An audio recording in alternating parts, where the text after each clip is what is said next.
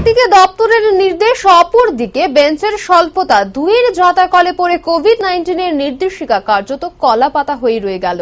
সোমবার তেলিয়ামুড়া মহকুমার শহরের বিদ্যালয়গুলিতে পরিদর্শনকালে দেখা গেল কোভিড নিয়মাবলীর আদ্যশ্রাদ্ধ করে পরীক্ষা নেওয়া হচ্ছে নবম, দশম, একাদশ ও দ্বাদশ শ্রেণীর পড়ুয়াদের। একের অধিক ছাত্রছাত্রীদের বসিয়ে পরীক্ষা নিতে বাধ্য হচ্ছেন শিক্ষক শিক্ষিকারা, কারণ দপ্তর নির্দেশ পাঠিয়েছে পরীক্ষা গ্রহণ করতে হবে পড়ুয়াদের। যদিও বিদ্যালয়ের পরিকাঠামো এবং বেঞ্চের সমস্যা জিয়ে রেখেই ঘটনা তেলিয়ামুড়া স্থিত তুইসিন্দ্রাই বাড়ি দ্বাদশ শ্রেণী বিদ্যালয়। বিদ্যালয়ের বেঞ্চের সংকট এবং বিদ্যালয়ের পরিকাঠামোগত দিক দিয়ে দুর্বলতার কারণে একই বেঞ্চে একের অধিক ছাত্রছাত্রীদের বসিয়ে নেওয়া হচ্ছে পরীক্ষা।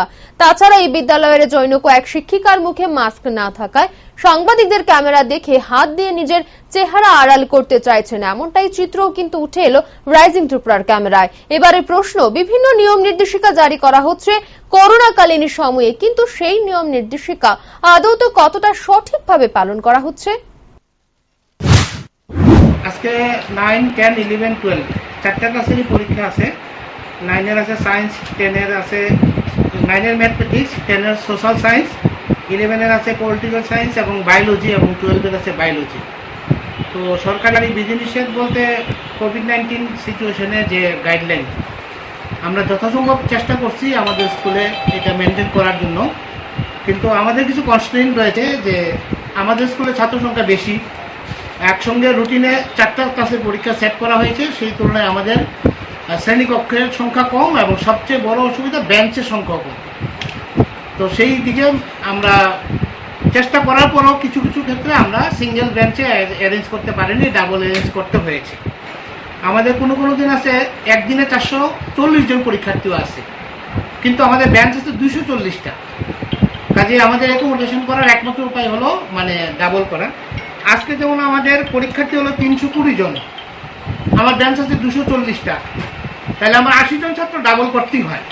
কাজে এই ক্ষেত্রে কিছু কিছু ক্ষেত্রে আমরা ডাবল বেঞ্চে বসাতে বাধ্য হয়েছি। 9-10 এর বাচ্চারা মাটিতে বসে পরীক্ষা দিত, ফার্নিচার সহ। তো এখন দিতেছে না, এখন আজকে তো কম, যেদিন সবচেয়ে বেশি সংখ্যক স্টুডেন্ট সেই দিন উপায় নাই, আর ফার্নিচার তো আমাদের নাই, অনেকটাই কম। আমরা জানাইছি বিভিন্ন দপ্তরে। কবে থেকে নাই এমন ফার্নিচার সব? এই তো আমরা তো দীর্ঘদিন ধরেই নাই, স্টুডেন্ট সংখ্যা তো আমাদের বেশি। কত স্টুডেন্ট আছে আমাদের 564। আর বেঞ্চ সংখ্যা 124। কোন স্কুলে? তুইসিন্দ্রাই বাড়ি দ্বাদশ শ্রেণী বিদ্যালয়।